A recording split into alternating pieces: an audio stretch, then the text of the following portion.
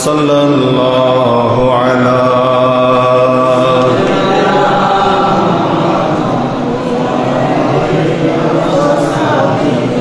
صلاۃ یا رسول اللہ علیکم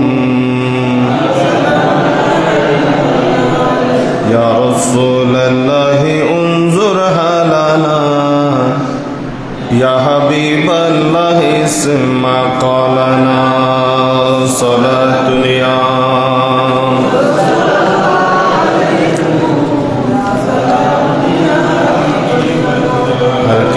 باشد عامل صلو مدام آتش دوزخ شود بروی حرام صلاۃ یا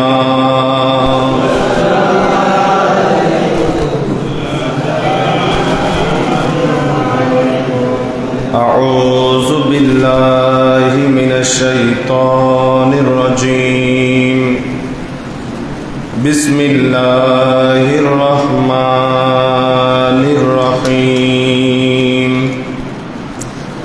وَلِلَّهِ عَلَى النَّاسِ حِجُّ الْبَيْتِ مَنِ اسْتَطَاعَ إِلَيْهِ سَبِيلًا وَمَنْ كَفَرَ فَإِنَّ اللَّهَ غَنِيٌّ عَنِ الْعَالَمِينَ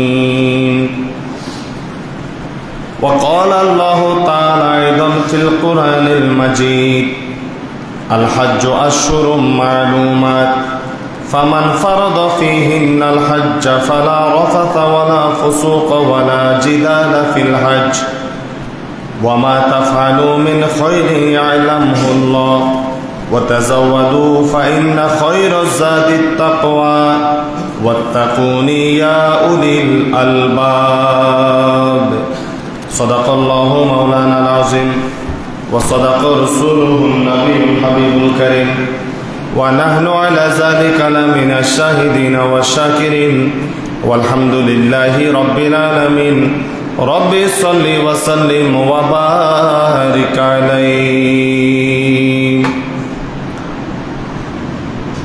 عجب رنگ پر ہے بہار مدینہ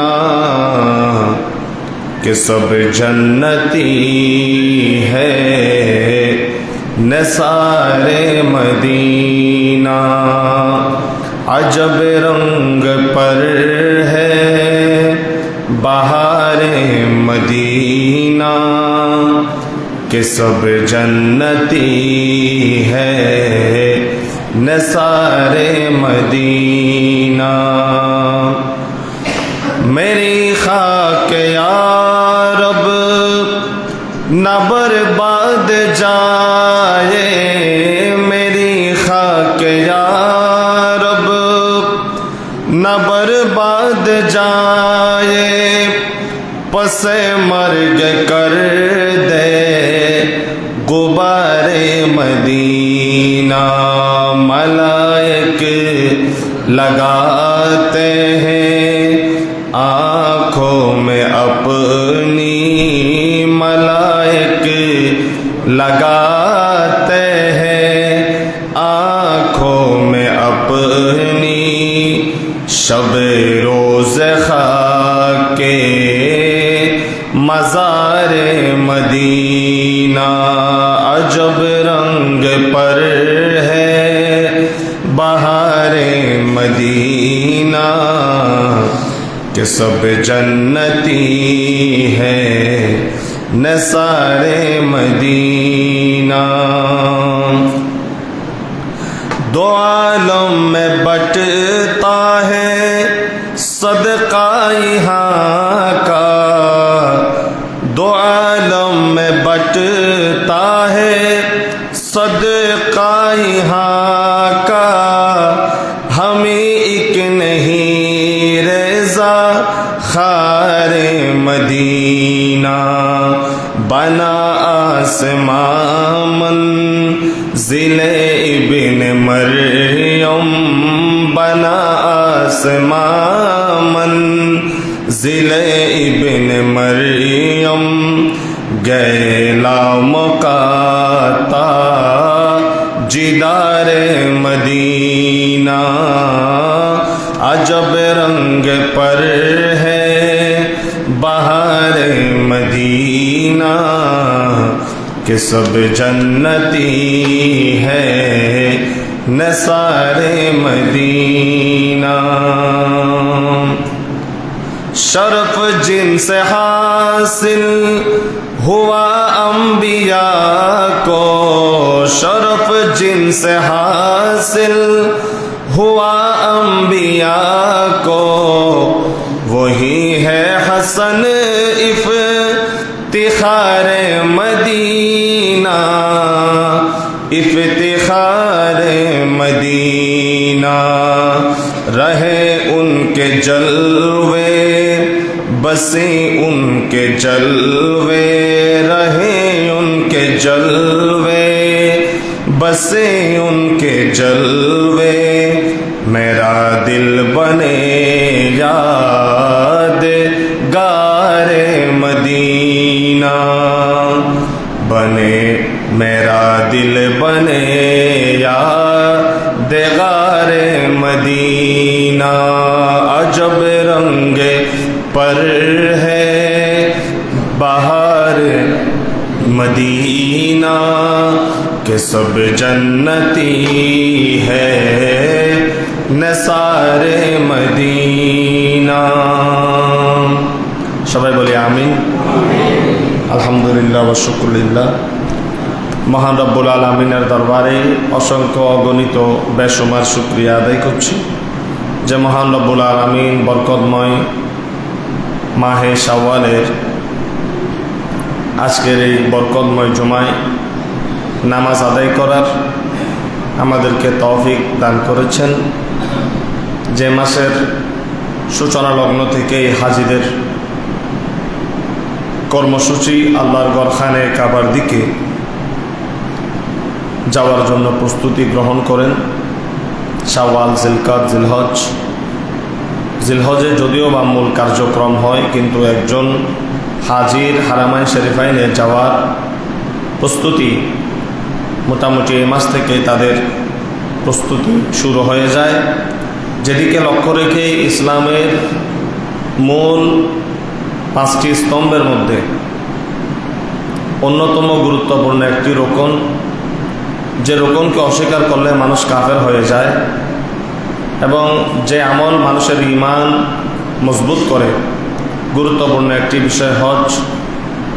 এটা প্রতি লক্ষ্য রেখে আমি কোরআনুল কারীমের সূরা আল ইমরানের 97তম আয়াত তেলাওয়াত করেছি এবং সূরা বাকারা থেকেও 197তম আয়াত তেলাওয়াত করেছি।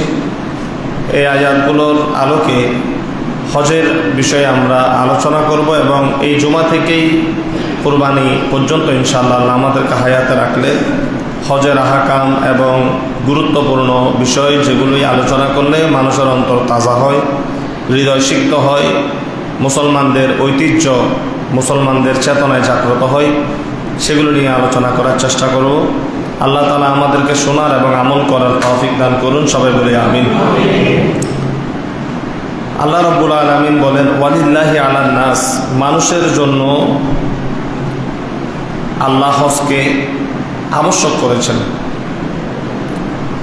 ওয়ালিল্লাহি আলান নাস, মানুষের জন্য হজকে আল্লাহ আবশ্যক করেছেন, ওয়াজিব করেছেন। ফিকার ভাষায় ওয়াজিব মানে ফরজ। আল্লাহর ঘরকে তাওয়াফ করা, হজ আদায় করা। তারপর আবার বলতেছেন মানিস্তাতা ইলাইহি সাবিলা, বাইতুল্লাহ পর্যন্ত পৌঁছানো যার পক্ষে সক্ষম এমন লোকের উপর আল্লাহ হজকে ফরজ করেছেন। সবাই বলি সুবহানাল্লাহ। ওয়ামান কাফারা ফাইন্নাল্লাহা গানিয়্যুন আনিল আলামিন, আর যে ব্যক্তি এই হজকে অস্বীকার করল,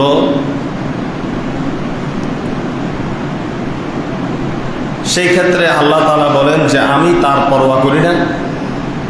সে যদি আমার হজের মতো রোকনকে অস্বীকার করে, টাকা পয়সা থাকা সত্ত্বেও হজে যদি দেরি করে এবং হজ করতে যদি না আসে, আল্লাহ বলেন অসুবিধা নেই, আমি তামাম জাহান থেকে মুখাফেক্ষিহীন, আমি কারো মুখাফেক্ষি নই। সে না আসলে যে আমার অসুবিধা হয়ে যাবে এমন কিছু নয়, বরং সে নিজেই ক্ষতিগ্রস্ত হবে। জোরে বলি নাউজুবিল্লাহ। হাজিরানে কেরাম, যাদের টাকা পয়সা আছে, প্লেন যাতায়াতের খরচ আছে, ভিসা পাসপোর্টের খরচ আছে, এতটুকুন পরিমাণ শক্তি আছে, প্লেনে চড়ে গিয়ে সেখানে তাওয়াফ থেকে শুরু করে যাবতীয় সবকিছু আদায় করার সামর্থ্য রাখে, এমন লোকের উপর হজকে কি করা হয়েছে? ফরজ করা হয়েছে। আপনার টাকা হয়েছে, আপনি চিন্তা করতেছেন আমার 3টা ছেলে এখন অবিবাহিত, 2টা মেয়েকে বিয়ে দেয় নাই, এগুলাকে বিয়ে শাদী না দিয়ে আমি হজ করতে চাইতে পারবো না। এটা আল্লাহর বিধান নয়, এটা আপনার বানানো নিজের বিধান। এই অবস্থায় যদি আপনি মারা যান, ফিকার ভাষায় রসুল পাক বলতেছেন সে কি ইহুদি হয়ে মারা গেল নাকি খ্রিস্টান হয়ে মারা গেল, আমি রসুল তার জিম্মা হব না। যেই ব্যক্তি হজ ফরজ হওয়ার পর আল্লাহর ঘরে যেতে এবং মদিনা শরীফ আসতে দেরি করবে এবং সেই দেরির মধ্যে সে মরে যাবে, চলে আসলে তো ভালো কথা, আল্লাহ মাফ করে দিবেন, দেরি হলেও অনেকে যায়, কিন্তু মৃত্যু কার কখন হয় সেটার কোনো গ্যারেন্টি। আজকে যাব, কালকে যাব, একটু পরে যাব, 10 তলাটা কমপ্লিট করে যাব, 5 তলাটা কমপ্লিট করে যাব, মেয়েকে বিয়ে দিয়ে যাব, ছেলেকে বিয়ে দিয়ে যাব, জায়গা সম্পত্তির মামলা চলতেছে, মামলাগুলো নিষ্পত্তি হলে যাব, এই ধরনের বাহানা যদি কোনো পয়সাওয়ালা দেয়, এমত অবস্থায় সে যদি মারা যায়, আল্লাহ রসুল বলতেছেন সে কি ইহুদি হয়ে মারা গেল নাকি খ্রিস্টান হয়ে মারা গেল, এই জিম্মা আমি রসুল নিব না। জোরে বলুন নাউজুবিল্লাহ। আজরাইল কেরাম, এজন্য যাদের যাওয়ার সামর্থ্য আছে, যাওয়ার সামর্থ্য মানে বর্তমান বাংলাদেশে প্রায় 5 থেকে 7 লক্ষ টাকা যার আছে, খরচ পোষণ শেষ করে আছে, মানে 5-7 লাখ টাকা ব্যাংকে যার আছে, সে অবশ্যই স্বাবলম্বী পয়সাওয়ালা। তার উপর আমাদের বিধান নয়, কোনো মৌলবীদের বিধান নয়, আল্লাহ চাচ্ছেন সে যেন গিয়ে বাইতুল্লাহটা দেখে আসে, তওয়াফ করে আসে, মাকামে ইব্রাহিমকে সামনে নিয়ে নামাজ পড়ে, হাজার আসওয়াদে চুমা দেয়, সাফা মারওয়া সাই করে, সর্বোত্তম রকম আরাফার ময়দানে গিয়ে যেখানে দাঁড়ানোর সাথে সাথে হাজিদের জীবনের গুনাহ মাফ করে দেয়া হয়। সুবহানাল্লাহ বলবেন না? আরো জোরে বলেন, আরো জোরে। আরাফাতের ময়দানে দাঁড়ানোর সাথে সাথে জীবনের গুনাহ কি মাফ হয়ে যায়। আরাফাতের ময়দানে গেলে জীবনের গুনাহ মাফ হয়, খোদার রহমত সেটাই রাত দিন বর্ষণ হয়। হাজিরানে কেরাম, এই জন্য বাকলিয়ার এই নুরশাহ জামে মসজিদে যারা এসেছেন, এখানে পয়সাওয়ালা দেখা যাচ্ছে আছে, কিন্তু আপনারা বসে আছেন এখনো না গিয়ে। কেন বসে আছেন আপনারাই ভালো জানেন। আল্লাহর ঘরে আপনারা যাবেন, যাদের সামর্থ্য আছে, টাকা পয়সা আছে, আল্লাহর ঘর তাওয়াক্কুল করে চলে যাবেন। যদি মরে যান সেখানে দাফনের ব্যবস্থা আছে, অসুবিধা নেই। যে জায়গার মধ্যে দাফন করলে কবরের আযাব মাফ করে দেয়া হয়, সুবহানাল্লাহ। যে জায়গায় দাফন করলে কি কবরের আযাব মাফ করে দেয়া হয়। আল্লাহ আমাদেরকে যাওয়ার তৌফিক দান করুন, সবাই বলি আমিন। আমি আপনাদেরকে যদি সহযোগিতা করি, সেটা হলো আল্লাহর ঘর যাওয়ার জন্য সর্বপ্রথম নিয়ত লাগবে। আপনি যদি নিয়ত না করেন, এখানে টাকা পয়সা আপনাকে নিয়ে যেতে পারবে? নিয়ত হয় না কেন? কাবার প্রতি আপনার ভালোবাসা নাই, কাবার প্রতি আপনার মহব্বত নাই। যার সেটার প্রতি ভালোবাসা নাই, সে সেটার দিকে কোনোদিন দৌড়াবে না। আমার এই মসজিদ যদিও বা আয়তনে ছোট, কিন্তু আল্লাহর ঘর, এটা আল্লাহর বাইতুল্লাহর একটা টুকরা। আমার মুসল্লিদের ওয়াজ শোনার চিন্তা চেতনা আছে বিদায় আমাদেরকে এখানে ধরে রাখছে যে হুজুর আসবে, একটু আমরা আলোচনা শুনব। এবং যাদের আলোচনা শোনার আগ্রহ আছে, তারা আজানের সাথে সাথে মসজিদে ঢুকে যায়। আর যাদের আলোচনা শোনার আগ্রহ নাই, গুরুত্ব নাই, সে কোনো রকম 2 রাকাত পড়বে, আর না হলে কোনো রকম মসজিদে এসে জুড়বে, তারপর আর 2 রাকাত পরে আস্তে করে চলে যাবে। তাহলে মুসল্লির ভিতরেও কোয়ালিটিতে বেশ কম আছে কি নেই? পরীক্ষায় সবাই কৃতকার্য হয় না। 100 জন পরীক্ষায় সবাইকে খাতা দেওয়া হয়, সবাইকে কলম দেয়া হয়, সবাইকে প্রশ্ন দেয়া হয়, সবাই পাস করতে পারে না। অনুরূপভাবে আল্লাহ টাকা পয়সা দিয়ে বান্দাকে পরীক্ষা করেন, সেই টাকা পয়সা নিয়ে সবাই কৃতকার্য আল্লাহর দরবারে পাস করতে পারে না, সেই ব্যক্তি আল্লাহর দরবারে কৃতকার্য হয়ে যায়। আর দান সদকা এটা আল্লাহর কাছে বেশি প্রিয়।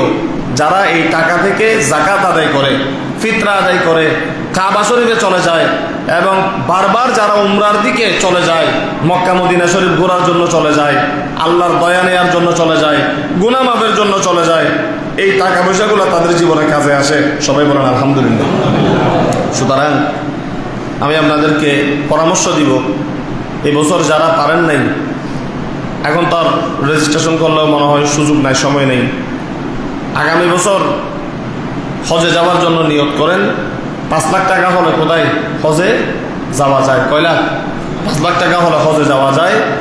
আর যদি বলেন হুজুর আমার হজের তৌফিক নাই, মন চায় যাওয়ার জন্য, তাহলে আপনি 1.5 লক্ষ টাকা একত্রিত করেন, আপনি উমরায় চলে যান। আমার রাসূল বলতেছেন, কেউ যদি ইখলাসের সাথে উমরাও করে, সে উমরার মধ্যে আল্লাহ তাকে হজের সওয়াব দান করবেন।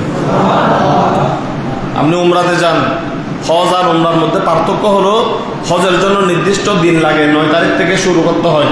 হ্যাঁ, হজের কার্যক্রম এটা 8 তারিখ থেকে তাদের কার্যক্রম কি হজের কার্যক্রম শুরু হয়ে যায়, মুজদালিফায় যাওয়ার থেকে শুরু করে। তো উমরার জন্য নির্দিষ্ট কোনো কি নাই, মাসের দরকার নাই, হজের জন্য জিলহজের দরকার। তো আপনার 1 লক্ষ 1.5 লক্ষ টাকা হলে ওই টাকাটা নিয়ে আপনি যখন মন চায় আপনি খানে কাবার দিকে চলে যান, তওয়াফ করেন, হ্যাঁ, সাফা মারওয়া করেন, সেখান থেকে আপনাকে আরাফার ময়দানে নিয়ে যাবে। যদিও বা হজের মাস না হয়, আপনার নিয়তে আছে আল্লাহ আমি তো অত পয়সাওয়ালা না, উমরার মাধ্যমে আজকে আরাফার ময়দানে এসেছি, আল্লাহ তুমি আমার গুনাহগুলো মাফ করে দাও। আল্লাহ বলে আমার রহমতের জন্য নির্দিষ্ট কোনো দিনের দরকার হয় না, আমার বান্দা আরাফার ময়দানে এসেছে, হাত বাড়িয়েছে, আল্লাহ বলে আমি তাকে মাফ করে দিব। আর কি সুযোগ চান? অনেক লোক আছে, কত দিকে যাই আমরা, কত কিছু করি, আইফোন কিনি 1 লক্ষ টাকা 1.5 লক্ষ টাকা দিই, ছেলেদেরকে আইফোন কিনে দেয়। আর বহুত বড় ডিগ্রি কলেজের মধ্যে পড়ে, এর আইফোন দরকার, 1 লক্ষ টাকা দিয়ে ছেলেকে আইফোন কিনে দেয়, 1.5 লক্ষ টাকা দিয়ে আইফোন কিনে দেয়।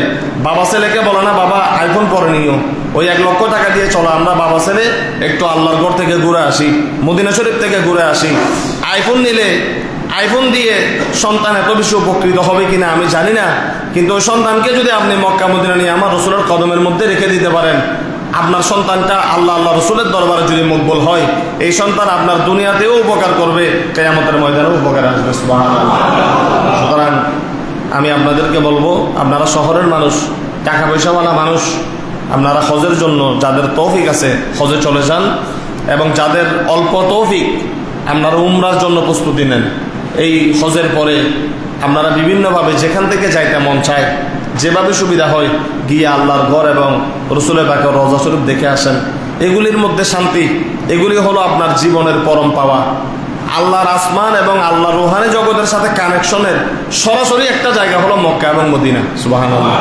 যেগুলো দেখলে মানুষের মন পরিষ্কার হয়ে যায়, চিন্তা চেতনার পরিবর্তন হয়, এবং যে নিদর্শনগুলিতে দাঁড়ালে মানুষ নিজের অস্তিত্বকে খুঁজে পায় যে এটা সেই মক্কা, এটা সেই আরাফা, যেখানে শত শত নয় লক্ষ লক্ষ নবীর কদম যে আরাফার ময়দানে পড়েছে। পৃথিবীর এমন কোনো গোস কুতুব আবদাল নাই।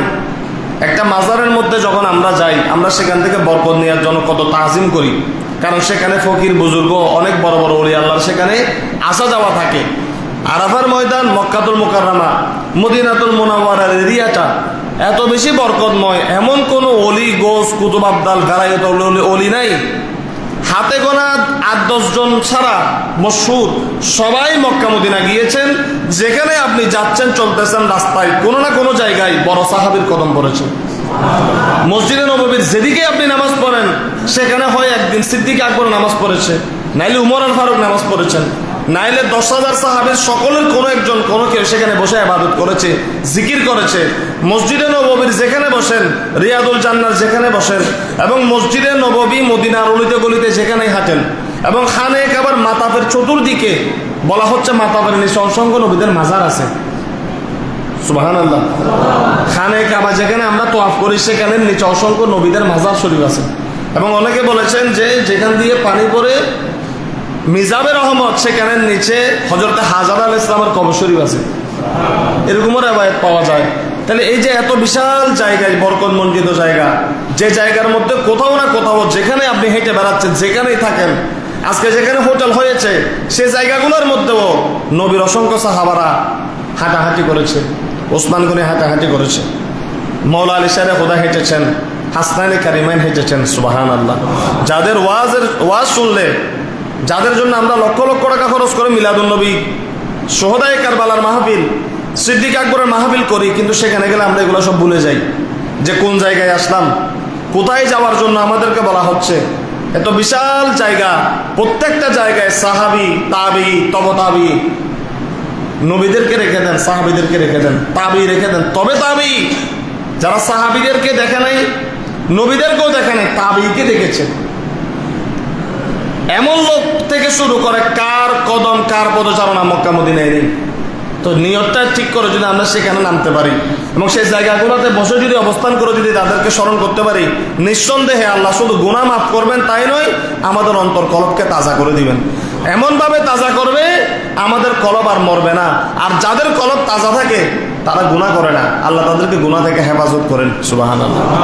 সুতরাং হাজরিনে কেরাম, আল্লাহ আমাদেরকে খানে কাবার হাজিরি নসিব করুন, মক্কা মদিনার হাজিরি নসিব করুন। সবাই বলি আমিন। একা যাবেন না, নিজের স্ত্রীকেও সাথে নেওয়ার চেষ্টা করবেন। যাদের বয়স হয়ে গেছে 50 বছর, 60 বছর, 55 বছর, 40 ক্রস হয়েছে, একা গিয়ে আর লাভ নাই। নিজের সঙ্গিনীকেও, স্ত্রীকেও সাথে নেওয়ার জন্য চেষ্টা করবেন। যাদের সন্তানরা পয়সাওয়ালা, আপনার মা বাবাকে একটা উমরা করার জন্য হলেও সহযোগিতা করবেন। নিয়ত করলে আল্লাহ সহজ করে দিবেন। সবাই বলে আমিন। আমিন। বিয়াগুলো হ না, কত যোগ পয়সা খরচ হবে জানো না কি? আর আমিন আমিন করতে হতে লাগবে। আর কেন টিয়া খরচ করেছি গেলে লাভকার আপনার নাকি আল্লাহ? মক্কাতে গেলে লাভকার আপনার নাকি আল্লাহ? আল্লাহ বলতেছেন তোমাদের লাভ হবে বিদায় তোমাদেরকে আসার জন্য বলতেছি। সুবহানাল্লাহ। হাজির কেন সাবধান। আজকে আমরা কৃপণ হয়ে যাচ্ছি, বখিল হয়ে যাচ্ছি। খানার ভিতরে একবারে প্রথম নাম্বার বাঙালি, আর কোনো কিছুর ব্যবসা মাইজ খানার একখান দোকান দিলে, খানা দিলে মোটামুটি খানা হয়ে যাবে। এবার মধ্যে কি নাই ব্যবসা, কি নাই লস নাই কিনলে। আর হইলাম তো খানার ফল এন অন্য একখান ব্যবসা করলি কাস্টমার আসা নাই, কি আছে সন্দেহ আছে, কিন্তু খানা লই মোটামুটি দোকানোর জায়গায় ভাগে রাস্তার জায়গায় বইলি এবার কি তাইব না হন না। সুতরাং খানার চেয়েও মজার খানা আছে, যেটা হলো আত্মার খানা, অন্তরের খোরাক। ঠিক না ভাই? ঠিক। এই যে যখন আল্লাহর বড় বড় বলিরা মোরাকাবায় বসে, এক মোরাকাবায় 40 দিন, 1 বছর 2 বছর। বাবা শাহে আমানতের যিনি খলিফা সুফি দায়েম শাহ রহমতুল্লাহ, আপনাদেরকে বলেছিলাম, এখান থেকে শাহে আমানতের কথা শুনে ঢাকার মধ্যে গিয়ে সেখানে মোরাকাবায় বসেছিলেন। এক মোরাকাবার মধ্যে 4 বছর। কয় বছর? ওনার শরীরে দিক দিয়ে গাছ বের হয়ে গেছে। আর কেউ বলেছেন 14 বছর। মানুষ দেখতেছেন জঙ্গলে সাফ করতে এসে মানুষের মতো লাগতেছে, দাঁড়িয়ে একজন লোক বসে আছে, ঠোঁটগুলো একটু একটু করে নড়তেছে। ওনাকে কয়েকবার সালাম দিয়ে তারপর সেখান থেকে শিকড় বাকড়গুলো কেটে তারপর ওনাকে সেখান থেকে বের করেছিলেন। সেখানে তিনি দিন ইসলাম প্রচার করেছিলেন। এই যে 4 বছর বলেন, 14 বছর বলেন, লোকটা যেখানে বসে আছে, কিছু খাইছে, খানা পিনার কোনো সুযোগ আছে? আল্লাহ আল্লাহ জিকির করতেছে, মোরাকাবার মধ্যে আছে 4 বছর পর্যন্ত। এটা খাইছে কি? আল্লাহ বলে এদের খানা লাগে না, এদের আত্মার সাথে যখন আমার কানেকশন হয়ে যায়, এদের পেটের মধ্যে তখন আর ক্ষুধা আসে না। আমি আমার কুদরতিভাবে তাদেরকে বাঁচিয়ে রাখতে পারি, আত্মার খোরাকের মাধ্যমে তারা দাঁড়িয়ে থাকতে পারে, সবল থাকতে পারে। বলুন সুবহানাল্লাহ। হাজিরিনে কেরাম, সুতরাং আবারও আপনাদের প্রতি বিনীত অনুরোধ, জীবনের হায়াতে একবার হলেও মক্কা মদিনা যান। নিজের মাকে নিয়ে যান, বাবাকে নিয়ে যান, স্ত্রীকে নিয়ে যান, সুযোগ থাকলে সবাই একসাথে যান, গিয়ে দেখে আসেন, অন্তরটা তাজা করেন। অবশ্যই আল্লাহ এগুলির বিনিময়ে সওয়াব এবং আমাদের অন্তরকে তাজা করবেন। সবাই বলি আমিন। আল্লাহ তাআলা বলেন, আল হাজ্জু আশহুরুম মালুমাত, হজ হলো নির্দিষ্ট কিছু সময়। ফামান ফারাদা ফিহিন্নাল হাজ্জা, যে ব্যক্তি হজ করার সিদ্ধান্ত গ্রহণ করে যে আমি আল্লাহর ঘরে হজ করব, সবাই বলি আমিন। আরো জোরে বলি আমিন। ফামান ফারাদা ফিহিন্নাল হাজ্জা, যে ব্যক্তি হজ করার সিদ্ধান্ত গ্রহণ করে, ফালা রফাসা ওয়ালা ফুসুক ওয়ালা জিদালা, সে যেন হজের মধ্যে অশ্লীলতা, পাপ, অন্যায় ওয়ালা জিদালা ফিল হজ, ঝগড়া বিবাদ এগুলা থেকে যেন মুক্ত থাকে। এগুলো হলো হজের কার্যক্রমের বিধান। আপনি যখন এহরাম করবেন, এহরাম করার পর থেকে দুনিয়াবি কোনো কাজ, ঝগড়া বিবাদ, অশ্লীল স্ত্রী সহবাস, কোনো প্রাণীকে হত্যা করা, এগুলো আপনার উপর কি হয়ে যাবে? হারাম হয়ে যাবে। এই কথা বলা হচ্ছে। এগুলো যখন আমরা যখন হজে যাব তখন সেখানে আমরা সেটা পালন করব, সেটা আল্লাহ তাআলা ইঙ্গিত দিচ্ছেন। ওয়ামা তাফআলু মিন খায়রিন ইয়ালামুহুল্লাহ, আর তোমরা যা ভালো কাজ করো আল্লাহ তা জানেন। তোমাদের পাতে গ্রহণ করো, আর তাকওয়া বা আল্লাহ ভীতি সর্বোত্তম পাতেও। যাক, এগুলো অন্য কথা। আমরা যখন কোনো ভালো কাজ করি এটা সম্পর্কে আল্লাহ কি আছে? অবগত আছে। এখন এই মসজিদে অনেকে আছেন মনে মনে এখন নিয়ত করছে, হুজুর বলছে আল্লাহ যদি আমাকে তৌফিক দেয় আমিও একদিন মক্কা মদিনা যাব। এই যে নিয়ত করেছেন, এই নিয়তটা আল্লাহ তাআলা দেখেছেন, এবং আপনার নিয়ত যদি শুদ্ধ হয়ে থাকে কোনো না কোনো ওসিলায় আল্লাহ আপনাকে সেখানে পর্যন্ত পৌঁছাই দিবে। সবাই বলে আমিন। হাজিরানে কেরাম, এবং আল্লাহ বলতেছেন তোমরা হজে যখন যাবে পাতেও গ্রহণ করো। পাতেও মানে শুধু ভিসা পাসপোর্ট টিকিট নিয়ে দৌড় দিলে হবে না, ওখানে যাবতীয় আরও কিছু খরচ যদি থাকে, এবং আসার জন্য ভিসা পাসপোর্ট টিকিট এগুলো একত্রিত করে সব কিছু খরচ সেখানে যেগুলো হয় এগুলাও নিয়ে সেখানে হজে যাওয়ার জন্য কি আল্লাহ তাআলা নির্দেশ দিচ্ছেন।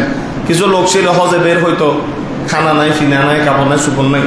তো রাসূল পাক বলতেছেন এটা কোন ধরনের সফর? বলে যে আমরা আল্লাহর রাস্তা, বলছে আল্লাহর রাস্তায় এভাবে বের হওয়ার জন্য আল্লাহ বলে নেই। তুমি হজে এসেছো, খানা, খেজুর, পানীয়, টাকা পয়সা এগুলো নিয়ে তুমি কি করবে? হজে আসবে।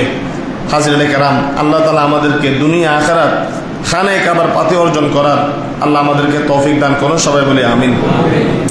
আন আবি উমামা আনিন নবী সাল্লাল্লাহু আলাইহি ওয়াসাল্লাম قال, হযরত আবু উমামা থেকে বর্ণিত, তিনি বলেন রাসূল পাক সাল্লাল্লাহু আলাইহি ওয়াসাল্লাম বলেন মাল্লাম তাহবিসু হাজাতুন যাহিরাতুন আও মারাদুন হাবিসুন আও সুলতানুন জাইরুন ওয়ালাম ইয়াহুজ্জ ফালিয়ামুত। শুনেন একটু, এই হাদিসটা বলে আমরা আলোচনা শেষ করব। যে ব্যক্তি অসুস্থ নয় এবং যে ব্যক্তির টাকা পয়সার অসুবিধা নেই এবং রাস্তা পরিষ্কার, বাংলাদেশের লোক যদি সৌদি আরবে যায়, সৌদি আরবের সরকার থেকে কোনো ধরনের কি নেই, বাধা নাই, অথবা হজ করতে যাওয়ার জন্য বাংলাদেশ সরকার আমাদেরকে কোনো কি দিচ্ছে না, বাধা দিচ্ছে না। সরকারের পক্ষ থেকে অনুমতি আছে এখান থেকে যাওয়ার, সেখানে রিসিভ করার। সরকারি পক্ষ থেকে যদি কোনো বিধিনিষেধ না থাকে এবং আপনি যদি অসুস্থ না হন, টাকা পয়সার যদি অসুবিধা না থাকে, এমন অবস্থায় কোনো সমস্যা নাই, সুস্থও আছেন, টাকাও আছে, সরকারও ঠিক আছে, কিন্তু আপনি হজ করতে গেলেন না, তখন রাসূল পাক বলতেছেন ওয়ালাম ইয়াহুজ্জা ফালিয়ামুত। সব কিছু ঠিক আছে, আপনি হজ করতে গেলেন না। এখানে কি মেয়ে বিয়ে দেওয়ার কথা আছে? ছেলে বিয়ে দেওয়ার কথা আছে? বিল্ডিং 3টা একটু সাইজ করবো এই কথা আছে? হ্যাঁ, টাকা পয়সা আর একটু বেশি হোক এরকম কোনো কথা আছে? না, কোনো সমস্যা নাই। আপনি অবহেলা করে, ইচ্ছা করে, তুচ্ছ তাচ্ছিল্য করে বা কৃপণতা করে, আমাদের দেশের বেশিরভাগ লোক এখন হজ উমরা করে না, বকিল কৃপণতা করে, টাকা খরচ হয়ে যাবে সেজন্য। এই লোকের সংখ্যা বাংলাদেশে বেশি এখন। হ্যাঁ, যাই কেন উমরা মানছে জানা 2 লাখ কোটি খরচ দেব। আমি বলতেছি 1.5 লাখ টাকা খরচ হবে আপনার, আপনি বলতেছেন যে হুজুর আমার 10 লাখ টাকা খরচ হবে। কিও হাকু তোমার 10 লাখ টাকা হাজার বদ্দা আর কেন বুঝাই দাও তো। হুজুর আই যদি এখন যাইতাম চাই, আই খালি লাগে যাইতে ন আর লগে অনর চাষি সই বিরিব তুই বেরো লইছ হতে না, এটা আরো সমস্যা আছে। হদে বেরো লইয়ে না, এটা যাইও মাই ঘুরি আইসম, হদে মাইয়া আছে, মাইয়া জমাই আছে, আর তো স্বর্ণ কিরম করিব আছে না নাই? আয় সদ্যে কিন মিলেন না সন হতা তুই হতজন আয় বাজার করতে করতে যাবে আপনার 2-4 লাখ টাকা। এই একখান জায়গা যাই তোর আসন্ন যদি মাইয়াল্লাই আনিন না পারি, বৌজিল্লাই আনিন না পারি, তুই হয়তো অনেক শাশিরে হয়তো স্বর্ণ টর্ণ লই দিন না পারে। আয় তো ফো তার বছর কি বলতা যদি এরা যদি যায় হদা আরে বালা মতো গাতি দিব, তুই হদা আই বিয়া কিন মিলে হিসেব করছি না 10-12 লাখ টাকা যাবে। আয় কেন উমরা তো দজত যাই এই ধরনের হদায় নজর দি নাউজুবিল্লাহ বলেন। এই ধরনের বাংলাদেশে বহু লোক আছে না নাই? কথার জবাব দেন, আছে না নাই? আস্তাগফিরুল্লাহ আল আযীম। কিন্তু এটা এই বাহানা আল্লাহর দরবারে কবুল হবে না। এই কথা চিন্তা করার সাথে সাথে আপনার আর উমরাতে যাওয়াও দরকার নেই।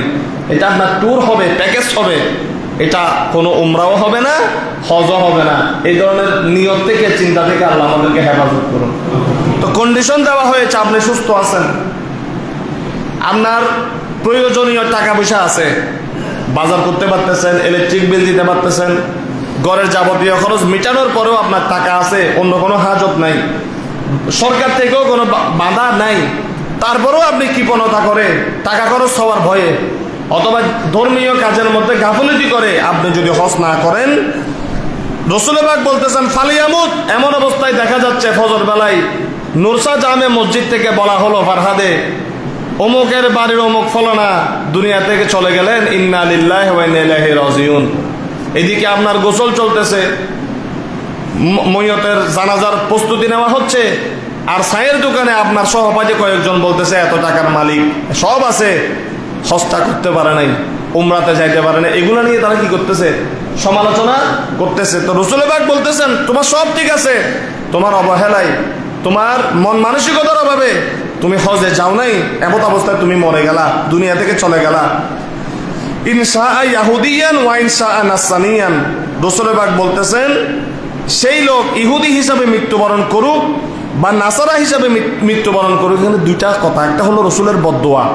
রসুল বলতেছেন এত কিছু থাকার পরেও যে আমার মদিনাতে আসতে পারে নাই আমি নবীকে দেখার জন্য, কাবা শরীফে যাইতে পারে নাই, যে কাবার মালিককে চিনানোর জন্য, যে আল্লাহর পরিচয় চিনানোর জন্য আমি আমার সাহাবীদেরকে নিয়ে জমিনের মধ্যে রক্ত ঝরিয়েছি, শান্তির নিদ্রা আমি নবী যাইতে পারি নাই, সেই আল্লাহর কাবা শরীফটা, সে আল্লাহর নিদর্শন, মুসলমানের নিদর্শন দেখার জন্য যে মুসলমান হওয়ার পরও এখানে আসা নাই, নবী এক প্রকার বদদুয়া করতেছেন সেই ইহুদি হয়ে মরুক অথবা নাসারা হয়ে মরুক, অথবা সেই ইহুদি নাসারার মতো বাইতুল্লাহকে তুচ্ছতাচ্ছিল্য করে মরলো কিনা এটার গ্যারান্টি আমি নবীর কাছে নাই।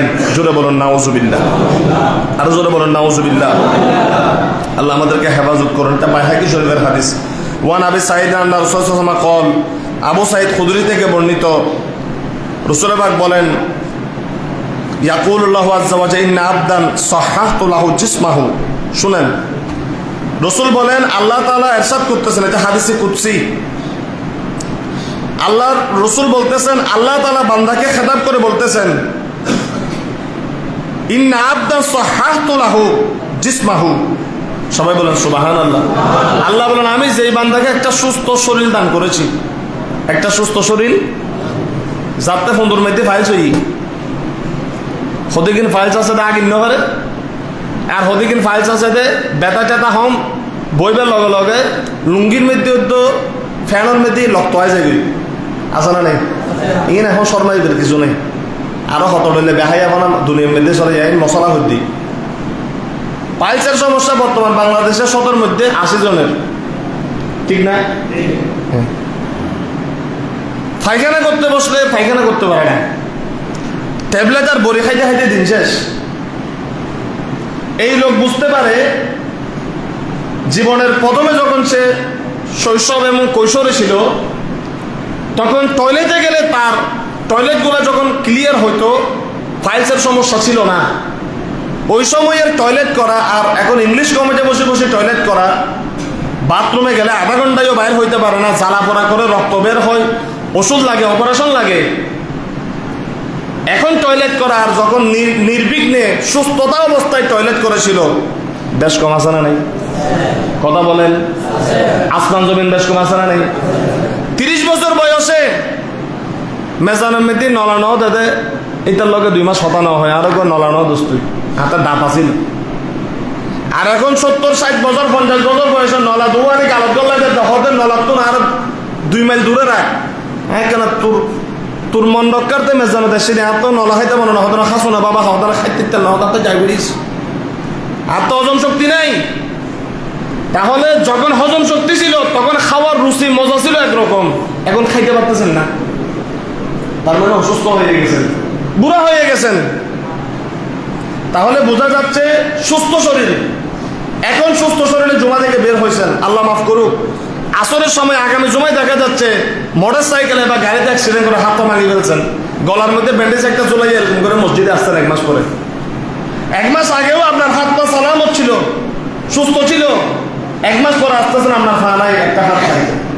দৌলতি আইলো, কত আনন্দে বাড়িতে যাচ্ছে, অনুষ্ঠানে যাচ্ছে, ধাম করে বাস সহ গিয়ে পড়ছে কোথায় খাদের মধ্যে, যেখানে 2 মিনিট আগে আনন্দের রোদ ছিল বাসের মধ্যে, 5 মিনিট পরে সেই বাসটা সম্পূর্ণ একটা মানুষের কান্না এবং দুর্ঘটনার শিকার হয়েছে। মানুষের মনে আর শান্তি নেই, অনেকে মারা গেছে, অনেকে আহত হয়েছে। এজন্য রাসূল পাক বলতেছেন, আল্লাহ তাআলা কুদরতি জবানে নবীকে বলতেছেন, ইন্না আবদা সাহাহাতু লাহু জিসমাহু, আরে আমি আল্লাহ যাকে একটা সুস্থ শরীর দান করেছি। আজকে তো প্লেন আছে, আগের জামানায় প্লেন ছিল না। এই হাদিস শুনে মানুষ শত শত মাইল দূর থেকে, 1000 মাইল দূর থেকে উঠে চড়ে পানিয়ে হেঁটে আল্লাহর ঘর খানে কাবায় দৌড়ে গিয়েছে, সুবহানাল্লাহ। আর এখন আমরা যাইতে আমি আল্লাহর কসম করে বলতে পারি, এটার জন্য কাফারা দিতে হবে না। এখানে যতগুলো লোক আপনারা বসে আছেন, একটু যদি আমরা সাশ্রয়ী হই, একটু যে আমি মাছ গোস্ত বেশি খাবো না, আমি কাপড় বেশি কিনবো না, আমার 2টা কাপড় থাকবে অনলি। স্ত্রীকে যদি বলেন তোমার শুধু 2টা কাপড় থাকবে, ফেটে গেলে বলিও তারপর মার্কেট থেকে আনবো। আমার ছেলেকে 2টা কাপড় দিয়ে অভ্যাস করো, ফেটে গেলে তারপর কিনে দিব। না কিনে সারা পরাবো না, কিন্তু ফেটে গেলে তারপর কিনবো। এই চিন্তা যদি আমরা মাথায় রাখি, প্রত্যেকদিন মাছ গুস্ত না খেয়ে মেনুটা যদি একটু ছোট করি, আজে বাজে বাইরে বেড়ানো বাদ দিয়ে যদি আমরা মেনুটা একটু ছোট করি, ওই পয়সাগুলোও যদি আলমারির কোণায় আমরা জমাইতে পারি, আমি আল্লাহর কসম করে বলবো 1 বছর লাগবে না, 1 বছর পর ওই টাকা দিয়ে আপনি আপনার পরিবার নিয়ে আল্লাহর ঘর মক্কা মদিনা দেখে আসতে পারবেন। টাকাগুলো হয়ে যাবে, কিন্তু সেই চিন্তা আমাদের আছে। সুতরাং যাকে আল্লাহ একটা সুস্থ শরীর দিয়েছে, কেন আপনি যাবেন না? কেন আপনি মসজিদে আসবেন না? আপনার একটা সুস্থ শরীর আছে, কেন আপনি জামাতে আসবেন না? আল্লাহ আপনাকে চোখ দিয়েছে, জ্যোতি আছে, আপনি অন্ধ না, কেন আপনি মক্কা মদিনা মসজিদে জুমাতে আপনি আসবেন না? নবীর একজন সাহাবী ছিল, রশি টাঙিয়ে রাখতো, আজান যখন হইতো সেই রশি ধরে মসজিদে নববীর প্রথম কাতারে গিয়ে নবীর সাথে নামাজ আদায় করতো। দূর থেকে হেঁটে যাইতো, অসুস্থ লোক, অথচ অন্ধের উপর কি নয়, জামাতে নামাজ ওয়াজিব নয়। সে যাবে কেমনে? জামাত পড়ার জন্য তার চোখ ঠিক থাকতে হবে। অথচ আপনার আমার চোখ, রাত্রে আল্লাহ চোখের মধ্যে ঘুম জ্বালে দিছে, চোখ বন্ধ করে নাক ডেকে ঘুমাইলাম। মুয়াজ্জিন আসসালাতু খায়রুম মিনান নওম বলতেছে, যে আল্লাহ চোখে ঘুম জ্বালে দিয়েছে আপনাকে, যে আল্লাহর চোখ দিয়ে আপনি গোটা পৃথিবী দেখতেছেন সৌন্দর্য, সেই আল্লাহকে দেখার জন্য, সে আল্লাহর বিধান সৌন্দর্য দেখার জন্য আমাদের কি নেই সময়? আসেনি হাজিরিনে কেরাম? এই জন্য আল্লাহ বলতেছেন, যাকে আমি একটা সুস্থ শরীর দান করেছি, ওয়া ওয়াসাতু আলাইহি ফিল মাসিয়াতি তামদি আলাইহি খামসাতু আওয়াম লা ইয়াফিদু ইলাল লা মাহরুমুন। আল্লাহ বলতেছেন, তার জীবনযাত্রাকে আমি সচ্ছলতা দান করেছি। আমাদের সবাই আমরা খানা পিনা খাই, মোটামুটি আমরা সচ্ছল। এভাবে 5 বছর অতিবাহিত হওয়া সত্ত্বেও সে আমার ঘরে আগমন করলো না, সে নিশ্চিত হতভাগা। আমি তাকে সুস্থ একটা শরীর দিয়েছি, তাকে আমি সচ্ছল রেখেছি, চাকরি করে বাকরি করে ব্যবসা করে এটা নিয়ে পরিবার পরিজন নিয়ে খাওয়া দাওয়া করে, এভাবে তার উপর 5 বছর চলে গেছে। 5টা বছর সে এভাবে সচ্ছলতায় আছে, তারপরেও সে কি করে নাই? আমার খানে কাবায় আসে নাই। আল্লাহ রসুল বলতেছেন, আল্লাহর কুদরতি জবানে আল্লাহ বলতেছেন, তার চেয়ে বড় দুর্ভাগা আমার বান্দাদের মধ্যে আর কেউ নাই। জোরে বলেন নাউজুবিল্লাহ।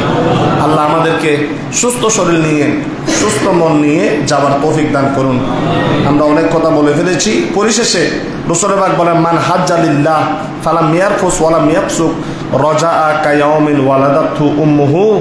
সর্বপরিশেষে যারা খালেস নিয়ত নিয়ে, আন্তরিকতা নিয়ে, মোহাব্বত নিয়ে হজের মধ্যে যাবে, আমি এখানে আরেকটা অ্যাড করব, যাদের হজের তৌফিক নাই উমরার মধ্যে যাবে, দুটার মধ্যে আল্লাহ রাসূল হাদিস বলেছেন, সে যখন হজের কার্যক্রম সম্পন্ন করে আরাফা থেকে বের হবে, অথবা কোনো বান্দা যখন উমরা করে কাজকর্ম শেষ করে যখন বের হবে, বাংলাদেশ থেকে যাবে, তখন গুনাহ থাকবে, কিন্তু যখন হজ করে বাড়ির দিকে ফিরবে, ইহরাম যখন খুলে ফেলবে, আল্লাহ রাসূল বলতেছেন যে তাকে আল্লাহ এমন ভাবে মাফ করে দিবেন যে রাজাআ কায়াউমিন ওয়ালাদাতহু উম্মুহু, মনে হবে এখন তার মা তাকে গর্ভধারণ থেকে প্রসব করে জমিনের মধ্যে নামিয়েছে। অর্থাৎ নবজাতক শিশুর যেমন কোনো গুনাহ থাকে না, আল্লাহর ঘরের মধ্যে ইহরাম পরে যখন বান্দা খানে কাবা তওয়াফ করে আরাফার ময়দানে যায়, আল্লাহ এমন ভাবে মাফ করে দেন তার জীবনে আর কোনো গুনাহ থাকে না, আল্লাহ তার গুনাহগুলো মাফ করে দেন। সুতরাং আল্লাহ তাআলা আমাদেরকে হজের মৌসুমে এবং হজের মৌসুম ছাড়া উমরা, হজ এগুলির প্রতি ধাবিত হওয়ার আল্লাহ আমাদেরকে তৌফিক দান করুন। ওয়া মা আলাইনা ইল্লাল বালাগ। আসসালামু আলাইকুম। সুন্নাত দেখুন।